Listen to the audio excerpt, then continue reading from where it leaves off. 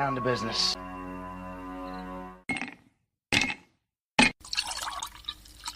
When he drinks, he thinks. That's the nectar of the gods, baby. Hello, everyone, and oh boy, here I go again. Jeez, you know, every time I think I get it done and everything is all set up and ready to go, I end up having a flub. Welcome to live TV. All right. Welcome to the Whiskey Musings Broadcast. This is proof that I am live and that I make mistakes just like everyone else. All right. Let's get everything started here real quick. Tonight's drink of choice or poison of choice is Buffalo Trace Kentucky Straight Bourbon Whiskey. This is my choice for tonight, but yeah, I'm oh God, sometimes you just gotta laugh because if you don't, you're gonna cry. Oh, but hey, like the title of tonight's broadcast, it's always darkest before the dawn, and you've got to admit we really have some darkness here going on with everything that's happening. In fact, there's so much stuff that's going on. It is very difficult for me to actually pick through all of the things that I would love to talk about and try and fit in to an hour. But realistically, or an hour and a half, I should say, because I'm running around an hour and a half now, just on an average basis. But anyway, trying to get things, you know, to wrap my head around all of the stuff that is occurring, right now. And, yeah, it just, I just don't know. Oh, gosh. I hope you guys are having a good week. But this episode, I've got a few things to talk about in the beginning. It's going to be a little bit of a bummer, but I have some really, really good signs toward the end of the show that will hopefully leave you on a positive note. And tonight, too, I have some video for the pet of the week. This week, it is another submission by our very own Amy Jean Viner over on Rumble. You know, as all of you know, she has a pack of really, really cool dogs that she does all kinds of activities with. And this is just one of the things that is going on. And so I've got a couple videos she submitted. They're short ones, but a couple videos she submitted of one of her precious pooches. And so we're going to take a look at that when we get to the pet of the week. But first we must give homage to first, we got to say it's Whiskey Wednesday. It's like Taco Tuesday, but for badasses. You know, I try to get my voice down low enough for that, and it just doesn't ever seem to work. But anyway, moving on to our tonight's sponsor. And of course, this is True Grit Roots Network. TGRN champions independent artists while paying respect to the pioneers who shaped modern roots music featuring outlaw country, blues, and rock, with a unique twist of urban that is carefully selected and purposely put together. We are the radio highway that connects the back roads, highways, and city streets to your favorite dance hall, roadhouse, and juke joint. TGRN provides original, exclusive programming and interviews that are produced and hosted by our own team of DJs, hosts, and personalities. Find us on the web at tgrn.net to download our app in the App Store and from Google Play. Alternatively, you can find us in the Live 365 catalog of internet digital radio stations and through the Live 365 app as well. You can also play our station on your Amazon Alexa by saying, "Play True Grit Roots Network from Live 365. Be sure to use the word "from" in the command. Play True Grit Roots Network from Live 365. Live 365 is also on Roku. Breaking boundaries for authentic roots radio, True Grit Roots Network, tgrn.net, Austin, Texas.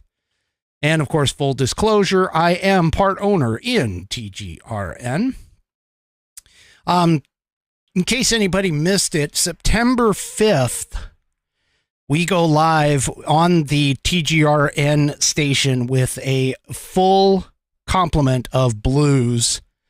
It is full complement of blues. It's not that we're suspending the rock and the country music. It's just that we're doing a little bit of a reorganization. Let's just put it that way. And so you will find in the future, hopefully the near future, some new channels breaking out on the TGRN station. And by channels, I mean different genres, different formats, those kinds of things.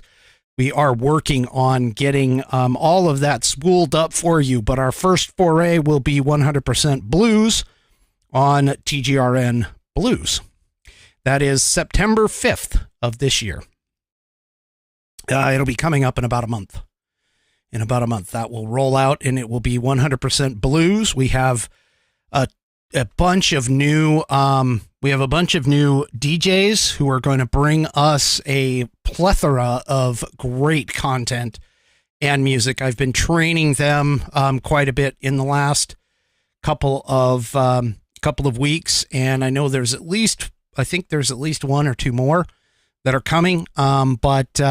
Yeah, it'll be fresh, new, exciting content and music. And then, of course, eventually, like I said, we will be bringing back the rock and the country when we start getting our talent. I'm going to call it talent, but when we get our content and talent lined up for those other channels, which, of course, you'll also know when, not that I want to slip anything out here, but you'll also notice on this program, I'll be making announcements on some other things here coming in the near future. All right. Now I'm being asked about different artists that want to be played over on TGRN. I got to be honest with you. I am not the programmer. I'm not the director of programming. I just, kick the tires, check the engine oil, and, do a few upgrades now and again. So I can't claim to know what's coming, in terms of who's there. But anyway, oh my goodness, Coco, this is your birthday month. Really?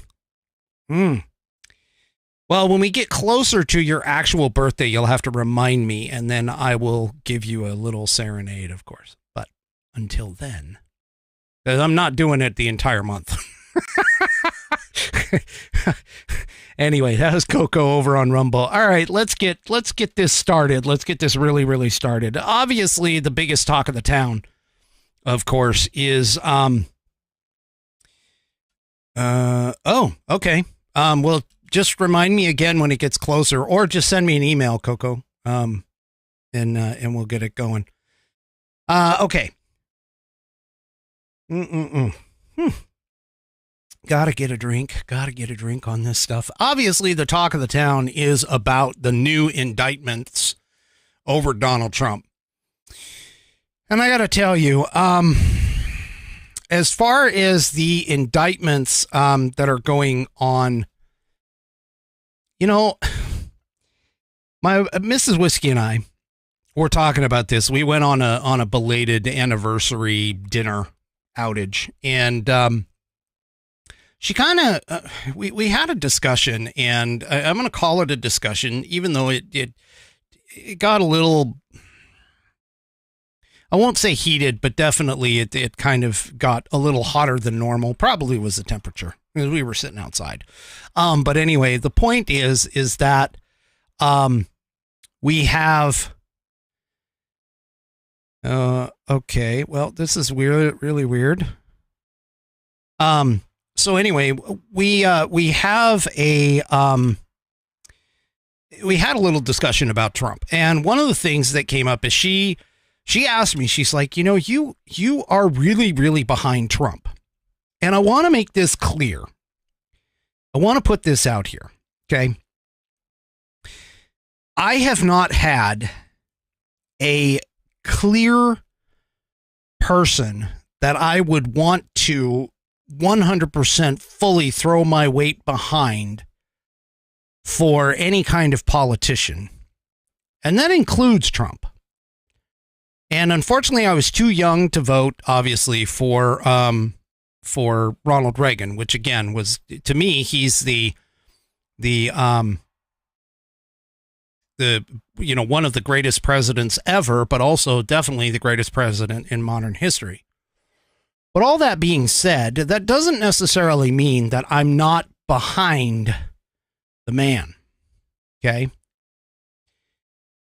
If Trump wins the primaries, so keep in mind, I don't associate myself with any political party. So the primaries, as far as that go, are, in my mind, they're more designed, and they're supposed to be, for the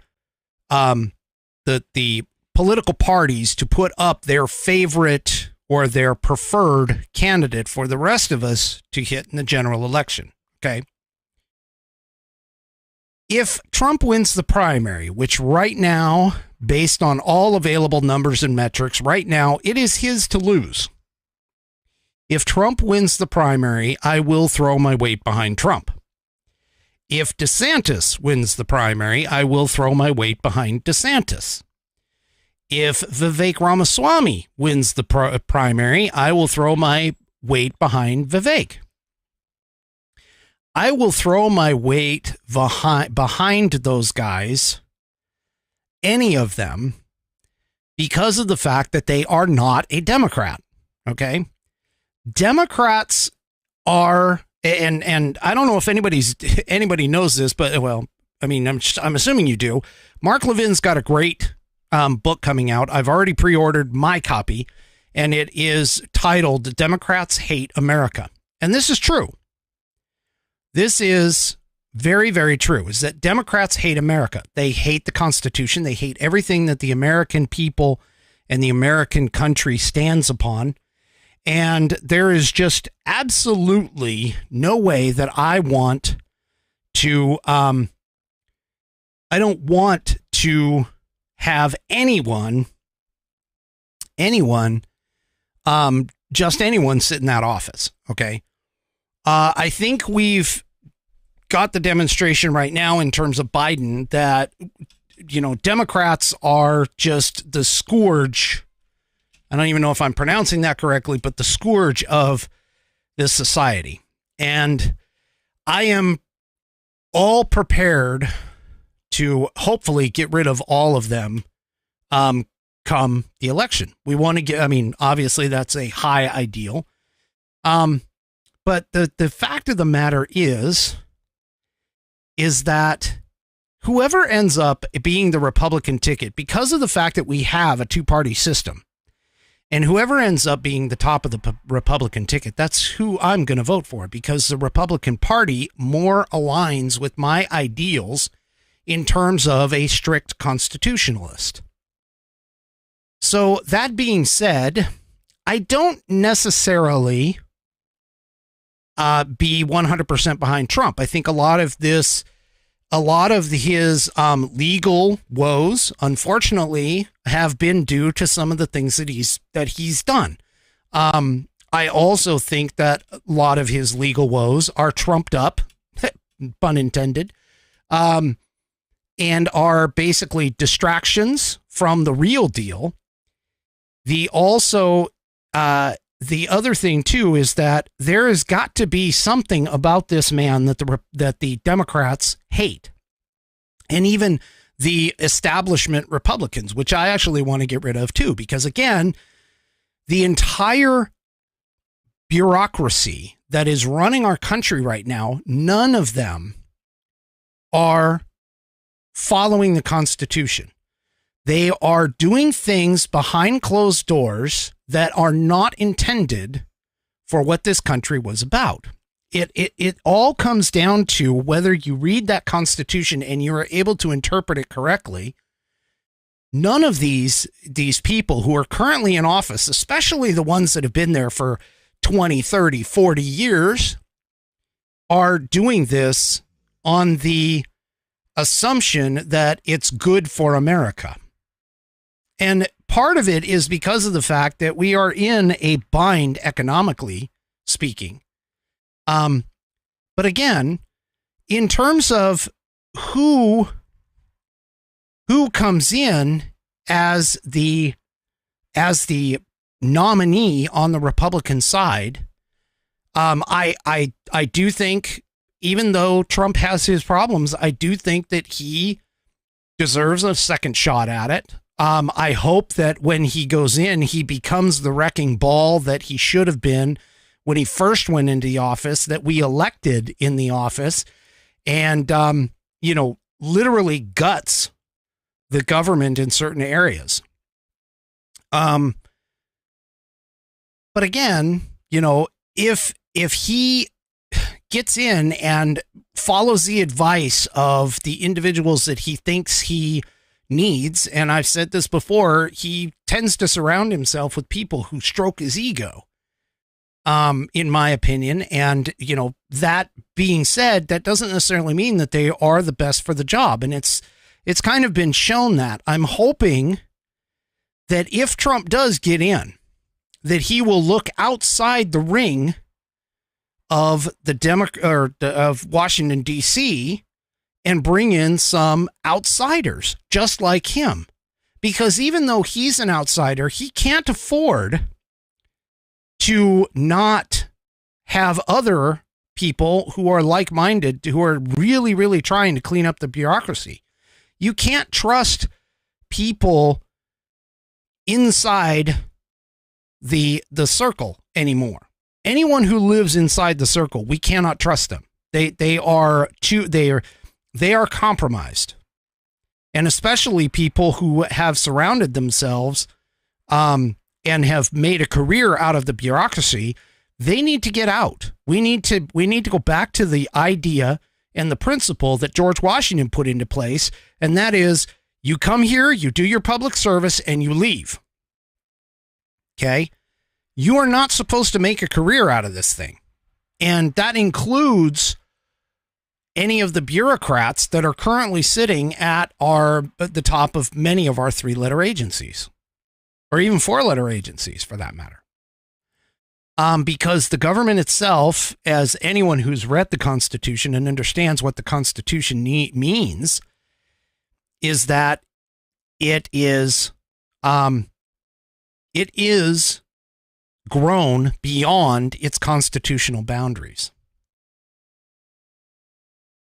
So again, if Trump ends up being the nominee, which right now it looks like he's going to be, and I'm going to stay on that path until something changes in the polls, Trump's going to be the nominee. And when he becomes the nominee, based on the rules and protocols that are in place, and when he becomes the nominee, I'm going to vote for him in the general election. I think he's got a really big mountain to climb because of all the obstacles that have been put in his way. Bullshit or not, which I'm going to talk about here in just a second. But I agree. I think at least for now, he's the best and the most likely candidate at this point. And so, yeah, I'll be behind him. He's only going to have 4 years. He won't be able to be elected again if he does get in. So as far as that is concerned, I think he has the greatest opportunity, because even if Ron DeSantis actually stands right of Trump in terms of being conservative, he is actually, most of his stuff is to the right of Trump. But unfortunately, DeSantis does have one big glaring issue, and that is, if he was to gain the nomination, he would be subjected to a first term wanting to be a second term president. And so he may not come in with all the fire and brimstone and bull in the china shop kind of attitude that Trump would. So Trump, I think right now, in terms of where we need to go and some of the things that need to happen in DC, is, I think he needs to definitely be the guy that goes in there. And again, it doesn't mean that I have to like him. I don't have to like him on a personal level to think that he would be a good president or that he is a good fit for today's, at this moment in history kind of time. Okay. But that doesn't matter. I mean, liking the guy doesn't matter. Is he going to be good for the country? I think so. He's already proven himself that he can handle things even under the pressure of fire. He is able to handle things and get things done. And so, for that piece, I am behind him. He has the experience. And the funny thing is he is the only one who could stand there and say, well, I was the president. On the rest of, the rest of the field, he can sit there and say, well, I was the president. Now, I think that it's a bit presumptuous of him to try, and this is where his narcissism takes over, because Trump likes to talk about Trump. I do think that he needs to change his strategy, and that strategy needs to be that he needs to go after Biden. He can't continue to look at the rest of his, again, he's like 30 plus points ahead of Ron DeSantis, who is the second runner at like 17% right now. And so I think he needs to change his tactics in terms of his campaigning. He needs to change his tactics and go after Biden. Biden is wounded right now. Biden is vulnerable right now. The man literally, he is literally in a problem situation with everything that's going on. In fact, it really, realistically, I would not be surprised at all. Not saying that it's going to happen because, Biden has his own kind of thing, but I would not be surprised at all if he were to resign his position based on the fact that everything that I'm seeing in terms of his, legal problems, and I'm going to talk a little bit about that here in a second, and his issues with the economy, his polling numbers are just horrible. And so I honestly think that there is a possibility, however slight, there is a possibility that he might resign before he even gets a chance to really get going on any kind of a campaign for 2024. But again, I'm not 100% against Trump, but I'm not 100% behind Trump either just yet. He's got a lot on his plate, and it's gonna be interesting to see how he reacts to that as time goes on. Okay. Speaking of that, okay, we have to get to his indictments. God, this is just, I can't even believe this guy, Jack Smith, actually still has a law license. I could do a better job in terms of, law licensing and all that crap before him. All right, let me go ahead and show you this. Jonathan Turley, I don't know if anybody knows this guy, but he is a, what is he? He is a George Washington University Law School professor. Okay. And, he had some interesting words to talk about when it came to Jack Smith. So just to review, Jack Smith opened up an indictment for January 6th, which of course he brought in the DC area because he's going to get a sympathetic judge and a potentially sympathetic jury. But the 4 counts that he brought were conspiracy to defraud the United States, conspiracy to obstruct an official proceeding, obstruction of an attempt to obstruct an official proceeding, and conspiracy against rights. So this guy, Jonathan Turley, is basically saying that this is going to be very, very tough to claim.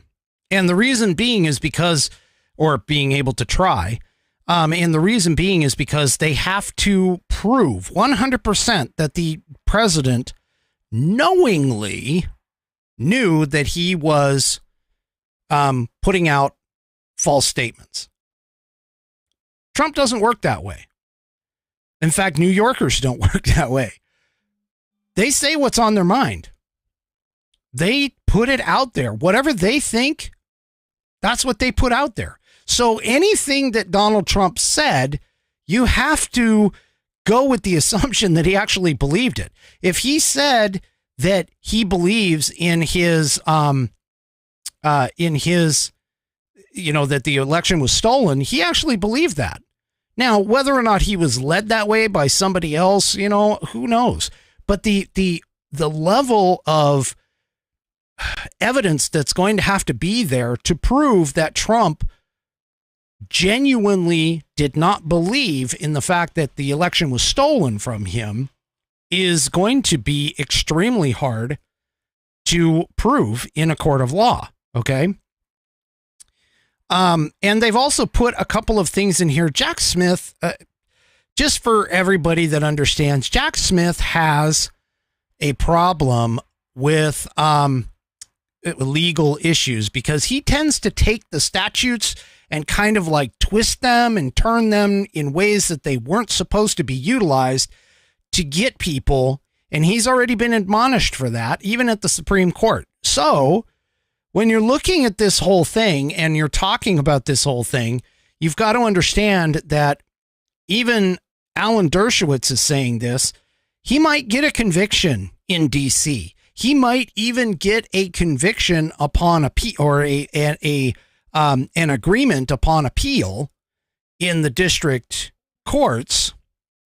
But once it goes to the Supreme Court, I doubt it's going to be the whole thing is going to get expunged and thrown out.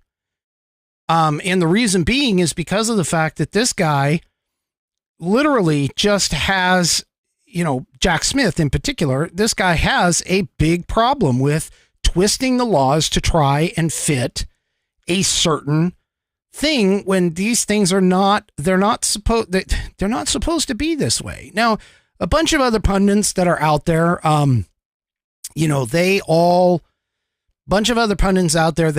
have talked about it, and I'm not going to go into all of the legalese about this, but Jack Smith is trying to say that if anyone says or questions an election, it's already an illegal action on top of all of this.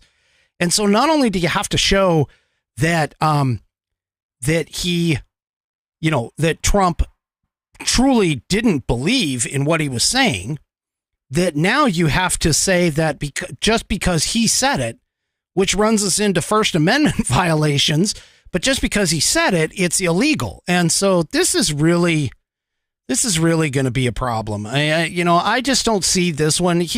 I'll be honest with you, Jack Smith, I think, has a lot more teeth in the documents case, even though that's still questionable, but he's got more teeth in that one than he does in this.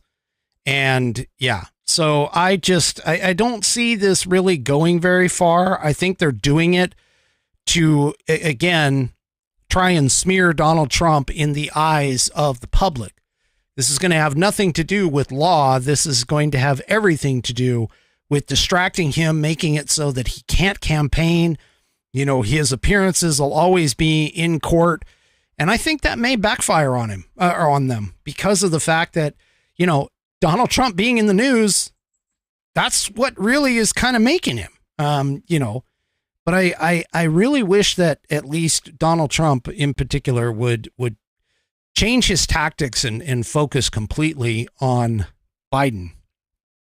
Now, let's just do a quick review here. This is from the Epoch Times. Let's just do a quick review of the legal cases that we currently have and potentially will have against Trump. The first one obviously is in New York. That one, throwing that away. But the ones that really count, okay? But the defense documents, which were the documents that they say he had, the classified documents at Mar-a-Lago, things like that,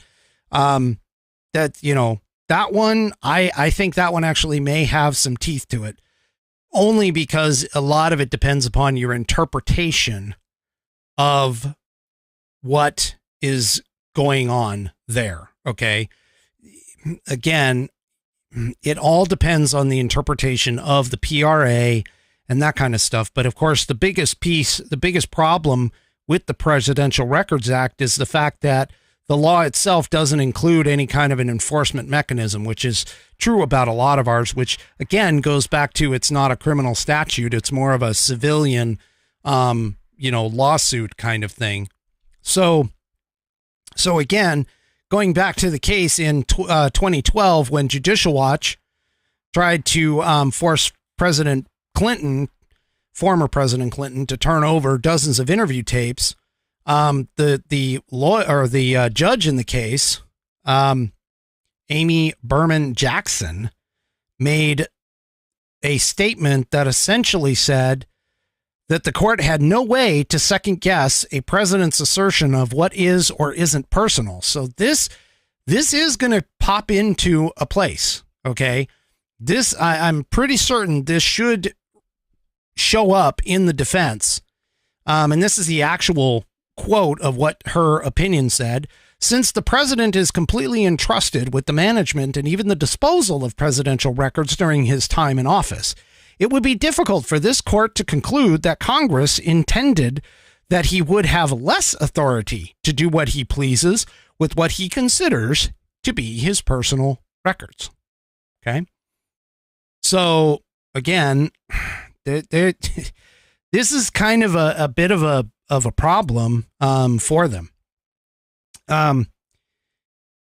They also have the overly broad subpoena, which I think they have a case to for the search and seizure, because we saw it on this program. I pulled it up and I showed it, showed you the copy of it, and it was completely overly broad. There was no, and for those of you that don't know, but in the Constitution, it basically says that it needs to be specific. It needs to describe what you're after. It needs to describe where the item is likely to be. And when you can't just go in with what's called a general warrant, which basically just says, hey, I want to search this entire building for something that I think may be there, but I don't know where it is. And so, yeah, it's, the judge that signed off on that warrant, I got to be honest with you, is basically a sleazeball. And again, it just goes to show what kind of a split definitive we have within this country when it comes down. So, yeah. And, the DOJ put out the subpoena that compelled Trump to turn over all the documents with classification markings. Well, just because something has a classification marking doesn't necessarily mean that it was classified anymore. As Dan Bongino pointed out on his show, presidential routes for the motorcade and stuff, that's classified prior to the route actually happening. But once the motorcade is done and gone, that's no longer classified anymore because it has no relevance to be classified. So, yeah. Anyway, it's just going to be interesting to watch this. And again, I kind of think all of this is being thrown up for one purpose and one purpose only, and that is to distract Trump and the public from the actual case at hand, which is Joe Biden taking bribes, using his son Hunter as the middleman, the money man, the bag man, to get all of this stuff, all of the money passed from one to the other in terms of the family.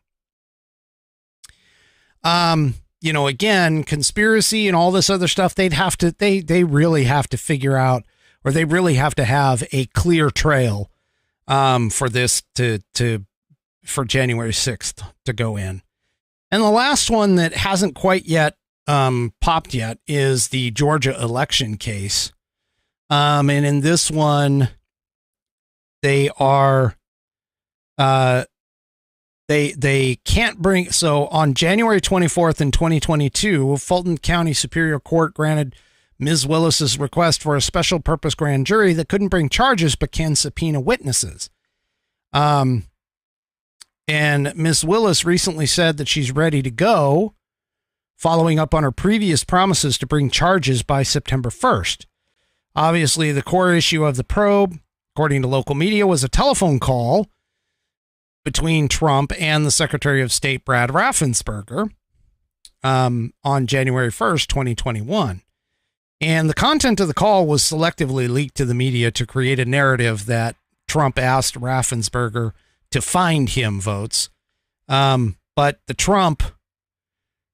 transcript of the call, once it was released, which the link is in the description or inside the news piece here from the Epoch Times, it turned out that Mr. Trump said he believed hundreds of thousands of ballots had been cast illegally in the state, particularly in Fulton County, which includes Atlanta, which is a Democrat bastion. And he profusely criticized Raffensperger for failing to sufficiently investigate the fraud allegations. Again, just because the guy believes it to be true doesn't mean it's illegal. It's not illegal to ask the question. Okay? It's not illegal to ask a question. It's not illegal to question things. It's not illegal to believe in something, because if it was, believe me, we'd have a whole slew of Democrats who believed that 2000 and 2016 were stolen. They would all be in jail. But that's not the case. So anyway, one other thing is, again, going back to the idea of dealing with Jack Smith. Jack Smith is not the clean guy that we know about. He's already making a mistake, or he already made a mistake. According to the Epoch Times here, Jack Smith admits to making a false claim to court in the Trump case, meaning that he's already screwing up on this January 6th thing. Or no, I'm sorry, on the, this one's the classified document. He's got so many, I can't keep up. But the classified document case. So the team made a startling admission in its case against former President Donald Trump, acknowledging in a new court filing that it failed to turn over all the evidence to Mr. Trump's legal team as required by law, and it had falsely claimed that it already had. It's called the Brady law or Brady rule. And essentially it just means that the prosecution has to by law reveal everything that it has, everything that it has to the defense. They're not allowed any surprises. The defense, on the other hand, does have the ability to surprise at times. But he's already kind of screwing up. And so you look at like the overly broad warrant. Now you have this where they didn't turn everything over at first, and so on and so forth. So now we'll just kind of have to see. Again, this guy is a laughingstock. According to Mark Levin's sources, he is a laughingstock when it comes to laws. And so, yeah. Anyway, yeah, it's just going to be interesting. Especially because of the fact that this is unprecedented. We have a presidential candidate who is under arrest and indicted, not once, not twice, but now 3, and is possibly going to make it 4 times. So, we're just going to have to watch and see. But out of any of the candidates that are out there, I am definitely going to say that if any one of them can come through this safely and effectively, it's going to be Trump. I'll just be honest with you. It's going to be Trump. All right. Before I move on to my next set of articles and news, let me go ahead and let's do tonight's pet of the week. Please check your mailbox. A new message has arrived. All right. And of course, as I said earlier, tonight's Pet of the Week is a submission by Amy Jean Viner. We've got a couple of videos to watch. So let me get over to that screen. Let me get rid of this guy because he is ugly and horrible. And these are real short videos, so it's not even going to be worth it for me to get out of the way. But let me go ahead and let me see. I got to bring him up here so I can control him. What happened? Where did they go? Oh, there it is. Okay. So sorry about that. So let me go ahead and bring this up. This is a video set. Two videos here. They're short ones, so bear with me on that. Apparently the photographer that was taking photographs of dock dives. Now, for those of you that don't know about dock dives, basically what you do is you try to encourage the dog by throwing some sort of a toy or whatever out into the water, and they get judged on how far the dog actually goes. And apparently, Livy, who's known as Liver Doo-Doo, she's 8 years old, and because she's only 8, and of course, Amy does barn, oh God, what do they call them? Barn searches, barn chases, whatever. And then also does agility with her dogs. Very, very well talented animals, and definitely a focus of great training, just incredibly great training. But anyway, she apparently also does, dock diving with her dogs as well. And Liver Doo-Doo is doing dock diving just for fun. So the goal, of course, like I said, is to have a great throw and have the dog tracks the bumper to get as far out as they possibly can. That's the whole key. And Amy tells us that, first of all, Amy doesn't throw that far, which is fine. I don't care. I don't think anybody else does either. It's called barn hunting. Barn hunting. Amy just posted in the Rumble chat, letting me know. So anyway, apparently Livy isn't really toy motivated, except for when she dives. And so let's go ahead and take a look at Livy doing one of two. So this is the first video.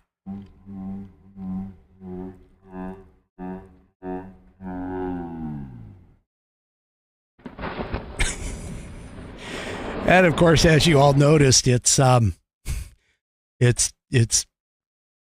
slowed down so we can actually see all of the action. All right, let me get this. Whoops. Let me get, hold on. Let me get the other one teed up here. And let's get that one going.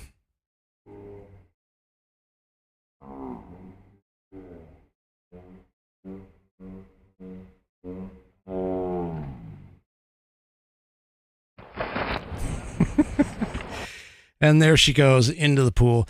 She looks like she enjoys that, dropping into the pool for it.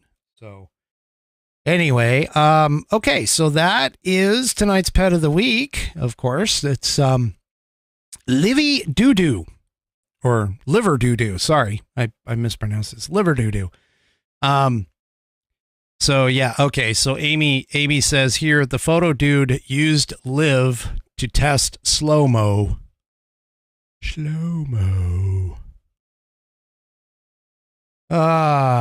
Anyway. All right. So do me a favor. If you want to get your pet on Pet of the Week, do me a favor, head on over to your email and send me one at fans, FANS, at whiskeymusings.online. That's fans at whiskeymusings.online, and we'll get your pet featured on my Wednesday segment of Pet of the Week.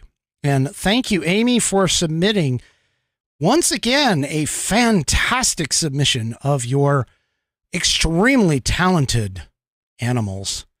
And so, yeah, she beautiful dogs. I mean, just beautiful. You got to go back. If you haven't seen them, you've got to go back and see. She's just got absolutely gorgeous dogs, and they are incredibly talented and active. And it's just incredible. But anyway, much respect, because that takes a lot of time and a lot of energy to train those dogs to do all those wonderful different things. I'm lucky if I can get my dog to just sit and stay. All right. Moving on to my next series. So obviously talking about Trump and his indictments is again, the whole indictment thing is a distraction from the greatest corruption scandal that we have in modern American history. I mean, I'll be honest with you, this even like eclipses Watergate, which was the greatest scandal in many people's minds when it came to the presidency. But this eclipses it in my mind. It eclipses like the whole Iran-Contra, any kind of thing with that. It eclipses all kinds of stuff. And that is that we have a sitting president in the White House who has taken bribes. And I argue that has also influenced policy as a result of those bribes. Now, I don't have any like evidentiary proof of this, to be honest with you. But it sure seems kind of funny that all of our money is heading over to Ukraine to back up Zelensky in a war that, while America has at least some kind of an interest in that war, however tangential or tangential it would be, we seem to be sending and promising a heck of a lot of money that we honestly don't have, in the particular, segment of the world. I mean, other than just stopping Russia from getting into a better position to possibly attack NATO allies, we really don't have a lot of necessarily strategic alliances or reasons to be in that particular space. But that being said, at the same time, though, we also have China gearing up for war. I've mentioned it on this program, and they are likely going to overtake Taiwan before our elections. I've predicted that. And even though I'm not much into prediction, okay, with that, I just need to say that, the signs are there, folks. The signs are there. And the fact that we also have Joe Biden pushing for electric vehicles, which everyone knows that the battery marketplace, not only in raw materials, but the batteries themselves are pretty much locked up by China right now. They are the majority of manufacturing for those things. And so, all of these things kind of benefit China and benefit Ukraine, which of course is where Hunter Biden had money coming from those entities. We also have Joe Biden on tape saying that he fired Shokin, the prosecutor over there, because the prosecutor was looking into Burisma, which his son was on the board of. So obviously they all have, this is all tied together. And so, yes, I am making the statement. As Mark Levin says, I said it. I think that those were part of the bribes that Joe Biden took. Okay. But that being said, Trump has a bit of a problem with his, and again, this is why I keep saying you have to go for things, for people and things outside of the Beltway, over there. Trump's DC judge, let me go ahead and bring this up here. Trump's DC judge worked for the law firm that employed Hunter Biden and lobbied for Burisma. So the judge that has been assigned the case for the insurrection, the January 6th, and it's kind of funny, they didn't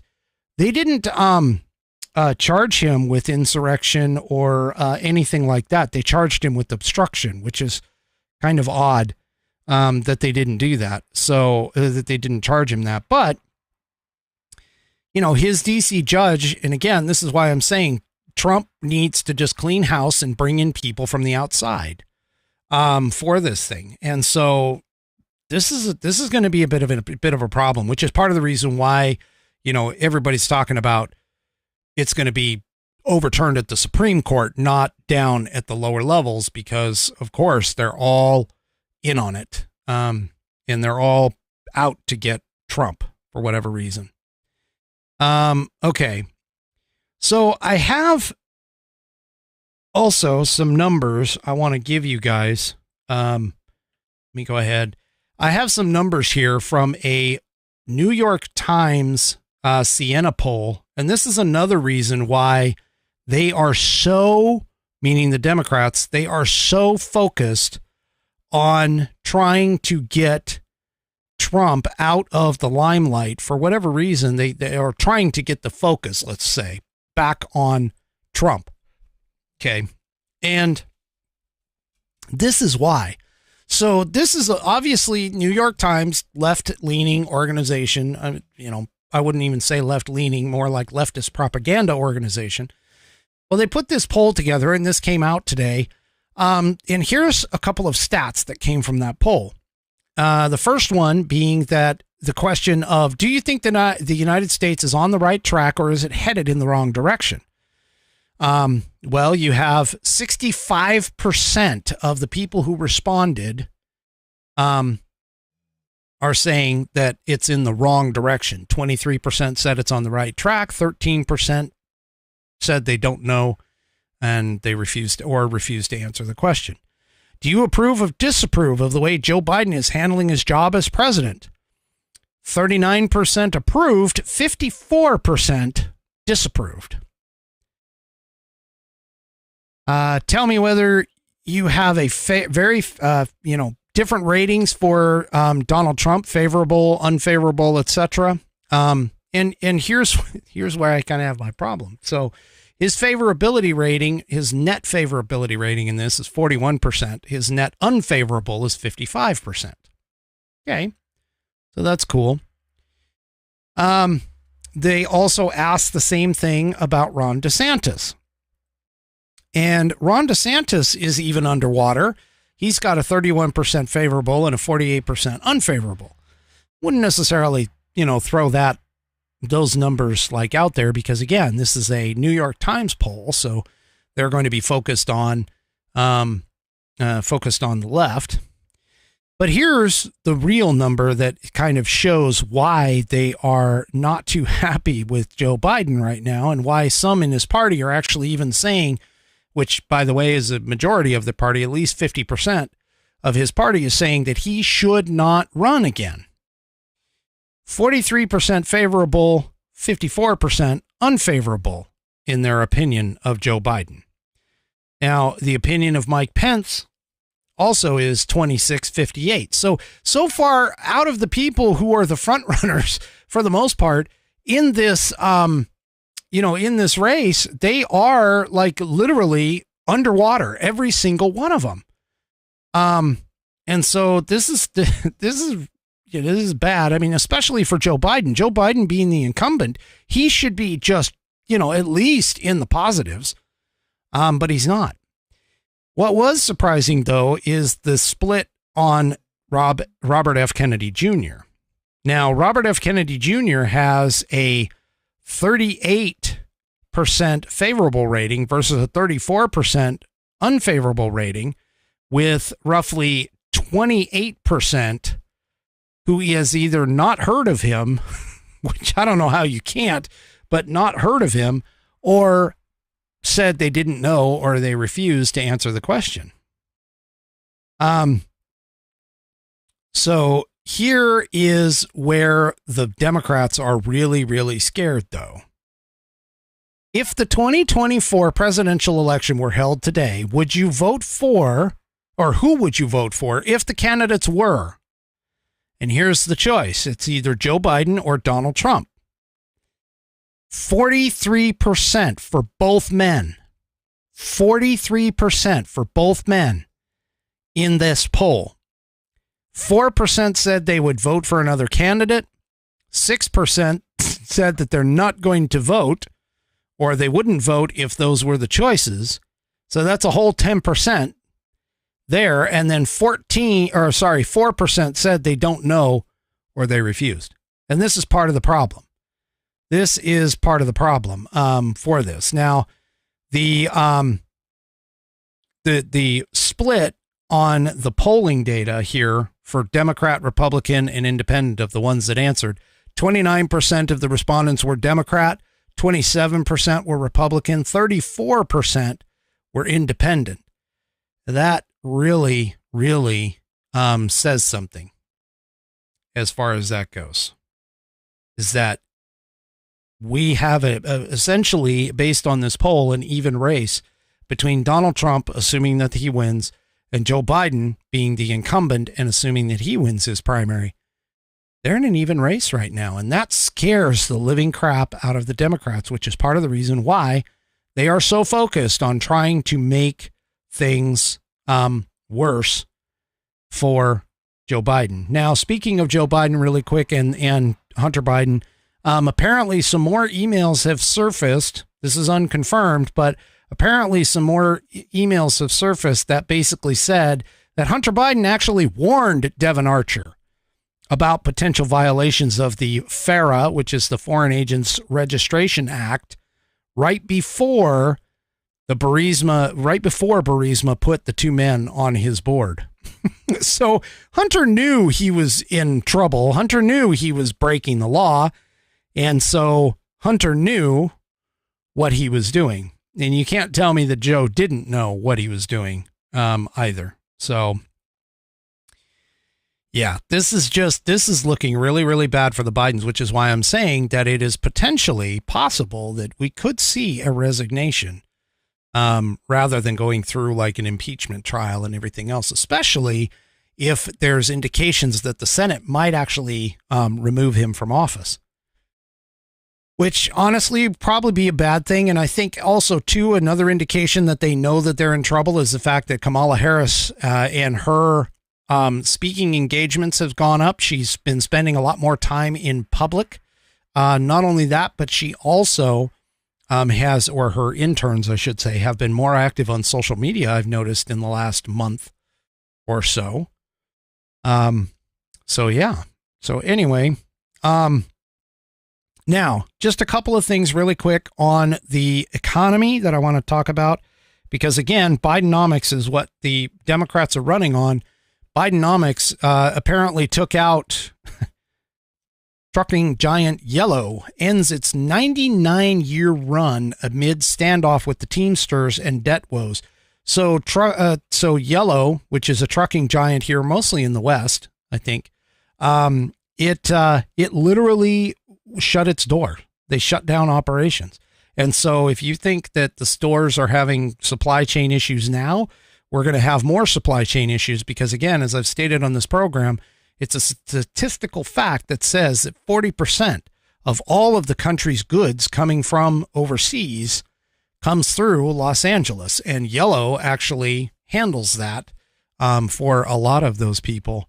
They also owned Roadway, which is another one. Yeah, it was one of the nation's largest less than truckload freight carriers with approximately 30,000 employees. So that wonderful number that Biden's been talking about, in terms of the, low unemployment rate, that's going to take a hit here, pretty soon, because these guys are all going to go and join the unemployment line. Not only that, but for the first time in roughly 30 years, the U.S. credit has gotten a downgrade. We've gone from a AAA rating to an AA+, AA+. And mainly it was basically dealing with the limit shutdown that we've been having. They also, the Fitch, which is the company that does this kind of stuff, They announced this on Tuesday evening. And AAA, by the way, is the highest possible. But Fitch basically said in their statement that there has been a steady deterioration in the standards of governance over the last 20 years, including on fiscal and debt matters, notwithstanding the June bipartisan agreement to suspend the debt limit until January 2025. So in other words, what Fitch is saying is that mismanagement is a big problem, and that's why they're downgrading our credit. Now, if you don't understand this very, very simple little thing, it's like you walking in yesterday knowing that you had a credit score of, say, 750, and you walked into wherever you were going in for a loan, and now you have a score of like 620. It is a huge hit to our ability to finance our debt. And this is a big problem, and this is a byproduct of the whole Bidenomics thing. So even though the government is kicking out all these wonderful things, they're not doing a very good job. They're not doing a very good job. All right. So enough of the bad news. All right. Enough of the bad news. I want to inspire you a little bit now, because even though we have a lot of things that are coming down on us and a lot of things that are causing us to pause, to think, to reevaluate our positions on things, there's these little news stories that have been popping up that help me and certainly put me in a more positive mood. The first one is, and this is going to sound weird only because I'm bringing this up, but I went to see Sound of Freedom this weekend with my daughter. And Sound of Freedom, first of all, it is a very heavy, intense movie. If you get an opportunity to go and see it, and you can stand the subject matter, I highly recommend that you do it. This is literally a low budget, off the Hollywood kind of realm, and they are doing absolutely fantastic. The acting was incredible. They didn't do anything that would be considered like really, really disgusting. I was actually expecting a lot more explicit scenes, to be honest with you, but there wasn't any in there. There was a suggestion, but it wasn't like I was expecting to see. And it was done very tastefully. It has a PG-13 rating, which I've seen PG-13 movies that have gone much farther than what Sound of Freedom actually went. But here is the positive. And this is where, again, looking at Hollywood and what Hollywood is doing to a lot of our movies in terms of putting in woke content and all this woke crap, okay, this is really cool to see. First of all, there is the recognition that I think they hit 150 million in gross ticket sales, gross box office sales. Now that's 100 million over what it costs to make. Because they only made it for reportedly around 15 million. But this is actually outgrossing some of Hollywood's biggest films. And let me just show you, here's some of the films that it is beating right now. Now, Mission Impossible Dead Reckoning Part 1, I do see, because it's still in the theaters, I do see it possibly overtaking him. But 150 million, they're beating them because they only have, Mission Impossible only currently has, or at the time of the writing, currently has 139 million in gross sales. The Flash has only taken in 107 million and is no longer being shown in theaters. Shazam! Fury of the Gods only took in 57 million, no longer in theaters. Fast X only took in 145 million, no longer in theaters. Elemental, which still is in theaters right now, is at 145 million. So that one could potentially overtake them as well. Dungeons and Dragons, Honor Among Thieves, which is no longer in theaters also, is 93 million. So this is just amazing that this small budget film, which is just, again, it is intense. It makes you think. It is incredible. Now, unfortunately, they're not going to, it's not going to overtake, Barbie or Oppenheimer, which, by the way, I've been told that Oppenheimer is actually incredibly good. And I'm planning on, even though it is a 3-hour movie, I'm planning on going to see that soon. But Sound of Freedom also is potentially could overtake Transformers Rise of the Beast, which has 156 million by this weekend, if not earlier. And that's because Freedom actually keeps upping its number of screens. So the theaters that are adding more showings to keep up with the audience demand. Now, that being said, my audience, the audience that we were at, it was maybe 1/3 full, but it was a noon showing. So, I mean, we did it on a Sunday afternoon. And so, yeah, it's definitely growing. But this, even though the subject matter is absolutely horrible and everything, just the fact that we have a organization that is outside of the Hollywood realm doing so well is just incredible. And they also are planning on releasing it internationally here soon. So anyway, another report that came in is that, and this one really kind of shocks me, but apparently there was a report that came out that Gen Z is not all made up of Democrats. In fact, that statement is greatly exaggerated. So the Democrat Party puppet, Harry Sisson, I think you guys may have seen him, and his other buddy, Chris Mowry. Those guys are potentially young influencers. You know, they've been paid by the Democrat Party to push the message of Joe Biden. But it makes it sound like, because all you see is that it makes it sound like Gen Z is just a generation of leftists. Well, that apparently is not true. According to The Hill, there was an article in The Hill, which is a left-leaning newspaper. Gen Z high school boys are becoming increasingly conservative.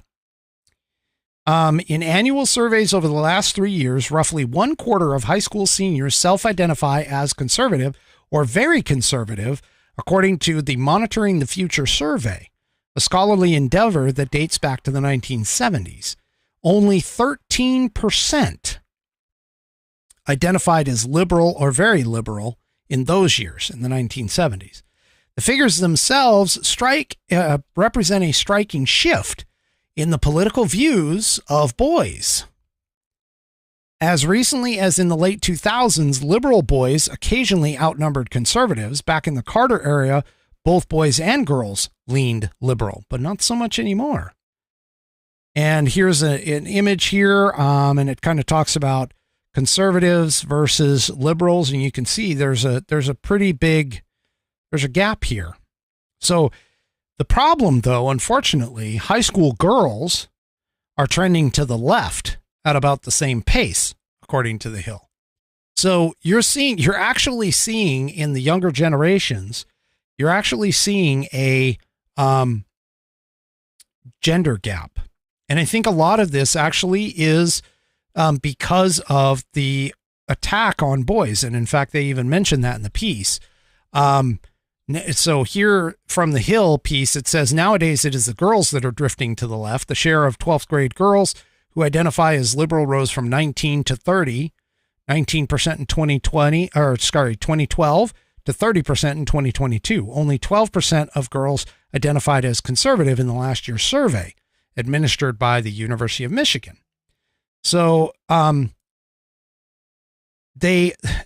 lot of people apparently are trying to blame Trump and video games, which obviously is not the case. The educated guess is pretty much that the left's attack on boys is essentially where this is coming from. If you tell someone that they are welcome, this is from the piece, if you tell someone they aren't welcome and deride them constantly, they'll eventually go where they're more appreciated. The Democrat Party, which invests heavily in modern feminist ideals, has reiterated its disdain for men and masculinity repeatedly. In an age where boys are being inundated by leftist narratives that they are awful for just being boys, they're naturally going to migrate to places and people who don't look at them as defective. As such, boys are listening to people like Joe Rogan, Tim Pool, Ben Shapiro, and more. Hopefully, me, I know a couple young men out there. One of them is in Arizona. Another one is here locally, that listen to me on a regular basis. They listen to me on Spotify. Every time I post a thing, they listen. So shout out to them for listening. But anyway, boys have, back to the piece, boys have effectively migrated out of the bubble of the Democrats attempted to set for them, and as such, messaging from other sources is reaching them more easily.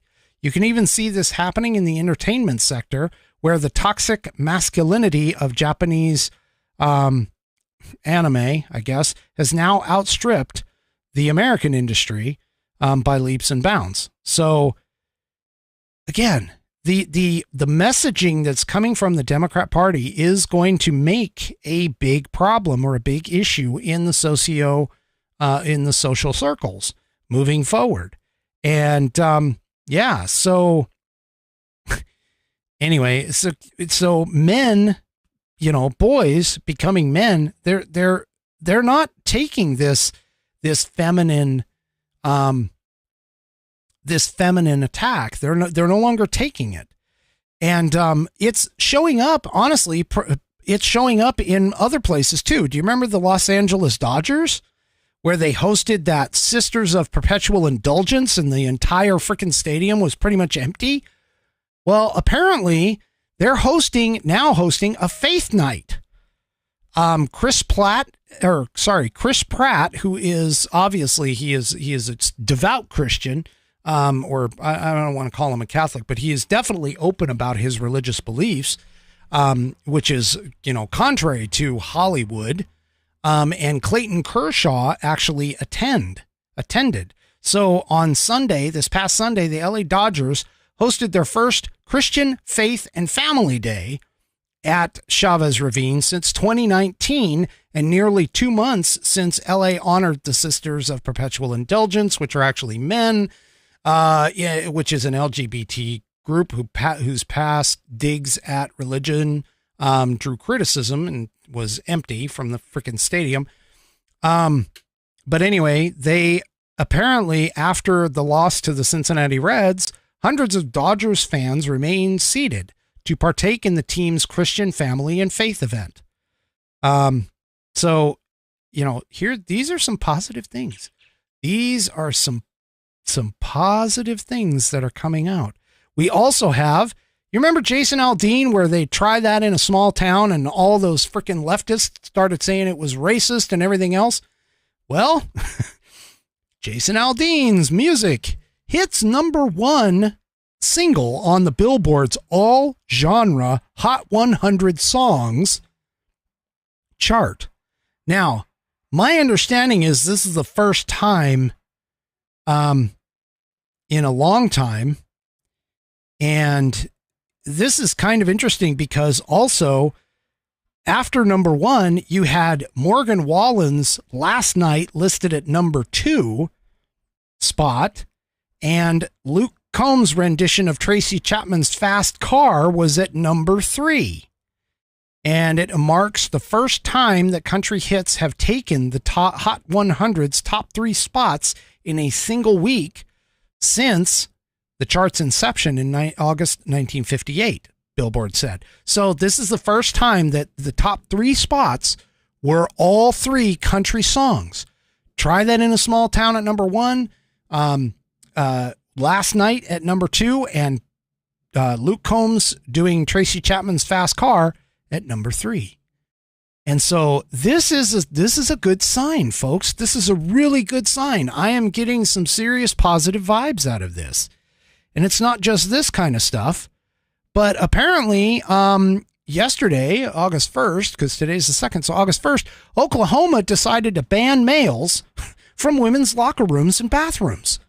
This is fantastic. Now, whether or not this gets challenged in court, I don't know. All I can tell you is this is still fantastic. Our message is getting out there.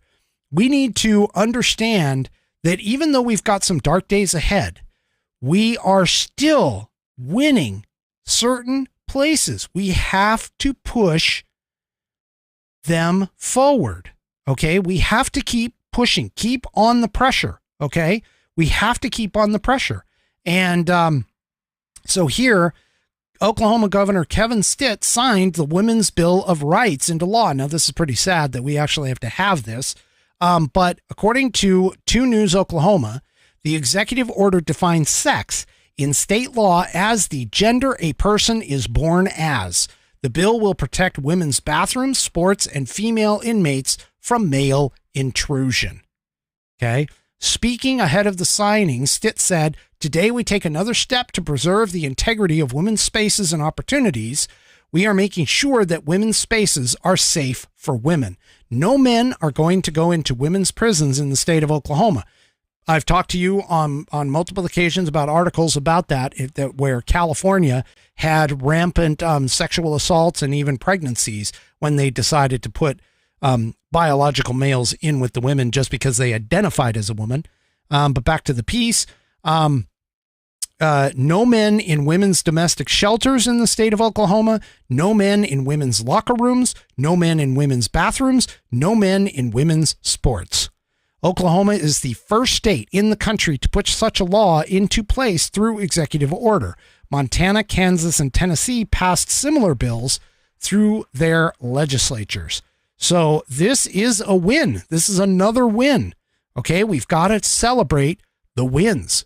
We've got to celebrate the short wins. And speaking of wins, distributors are giving up on Bud Light as they no longer expect the beer giant to recover from the Dylan Mulvaney fiasco.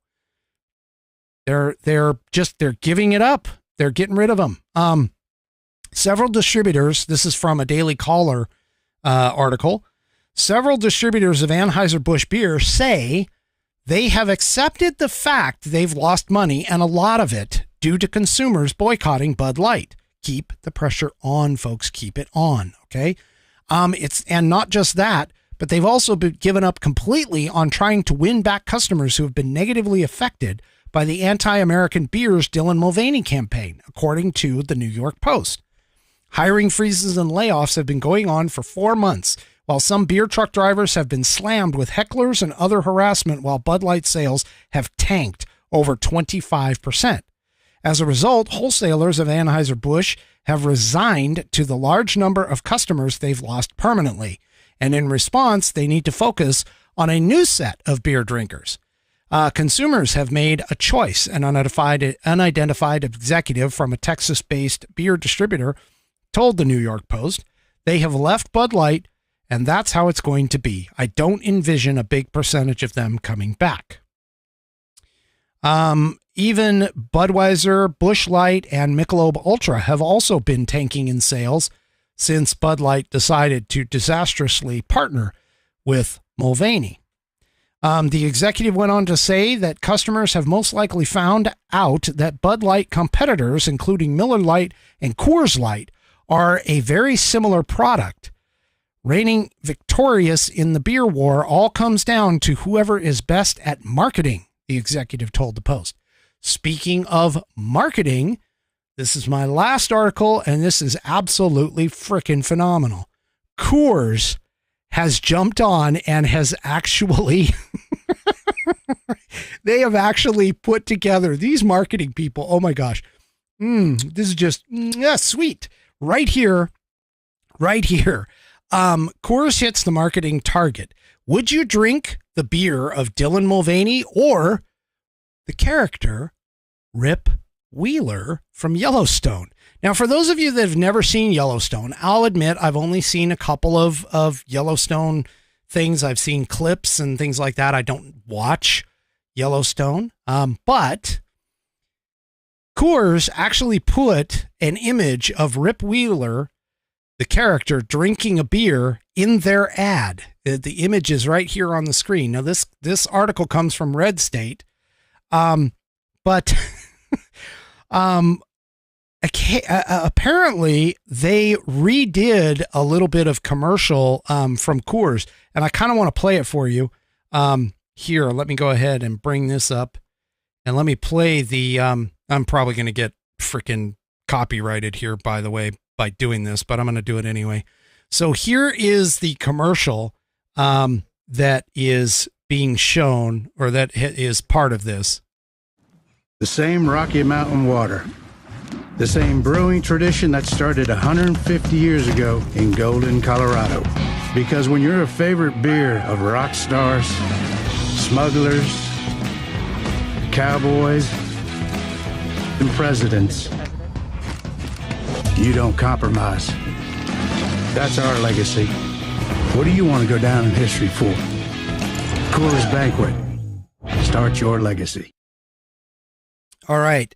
And yeah, for those of you that are on Rumble and saw it, there's a point where they talk about the Cowboys, and they have the image of two cowboys, one of them being the character Rip Wheeler from Yellowstone.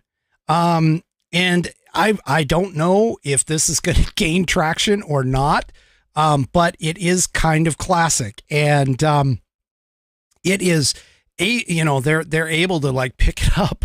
So this is actually pretty cool, to be honest with you.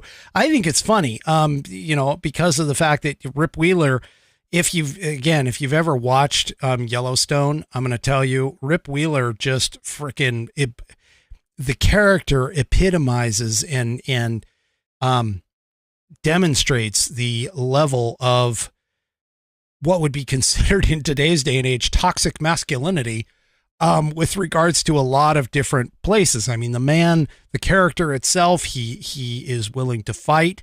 He loves his woman, Beth, to no end. And he is extremely loyal to the ranch that they use in Yellowstone. And, so yeah, this is going to be interesting. I kind of hope that they keep after this and show us essentially what is up here. I mean, this is just this is classic marketing. This actually is taking advantage of a situation and definitely putting it in place. So this is really cool that they're doing this. So yeah, I see a lot of things, small things, granted, but I see a lot of things that are making this situation and this year, not only, downside, but also, I like some of the changes that are coming. People are trying to, they're trying to gain back what America used to be. And I got to tell you, this is, I see some good things coming. I see good things coming out. And toward that, I kind of want to put out a call. I'm working on something. Me and my partners are working on something. And so if you folks, because I know that my audience generally runs older, if you have some young people in your life, whether it's your own children or whether it's somebody that you know in the upper level teens to like mid 20s, mid to maybe starting in the later 20s, 25s, 27, somewhere in there. If you could do me a favor, if they like a certain podcaster, or a certain show or something along those lines, do me a favor and send that podcast, a link to that podcast, to me, because at the fans' email address, and, just ask them what they like. What is it that they enjoy, especially if they're a conservative? But If they're not conservative, that's okay. But especially if they're a conservative young person, I'd like to kind of see what types of content, podcast content in particular, that they are appreciating it. Okay. And oh God, I'm getting ripped on here in the chat just for those of you who are out there saying, calling us old, we're too old to know people that young, blah, blah, blah. But I don't care whether it's men or women. It doesn't make a difference. Young guys, young girls. I just need to get a feeling, especially of, again, podcasters that are really, really focused on a certain podcaster or somebody like that. So anyone who is, that you know of that are younger, if there's other podcasts other than obviously this show, but other podcasts, other shows that you might want to look at, other places, even if it's on, YouTube or anything like that, I just kind of want to get a feeling for what the content is and that kind of stuff. And I promise I'll give you more details later, but I would really appreciate the help in that. The other thing too, and by the way, that will be my final Whiskey Musings thought of the evening. The other thing too is that if you haven't already, please head on over to Rumble and sign up for an account and follow the Whiskey Musings broadcast for me. I am sitting at 577 followers. I'd like to get as many more as I can before the end of the year. So do me a favor, do that. Head on over to Rumble, sign up for the account. It's free. Free is always good, especially in Joe Biden's economy. And then, of course, follow the Whiskey Musings broadcast so you can get notified when I go live. Wednesday nights at 8 p.m. Eastern and Saturday nights at 9 p.m. Eastern. All right, you guys have a great rest of your week. I hope that those final things kind of showed that we are making progress. We are actually making progress in this essentially cultural war. We are making some headway. It's not as dismal as what a lot of people, especially the mainstream media, want you to think. We are getting there. And so we have to keep positive, keep in our energy up in order to keep going for that. Well, B. Crispin, I transmit a bunch of different places. Come on, telling people to go to Rumble while on Rumble. Yeah, no, God, just my critics. They're my critics. All right.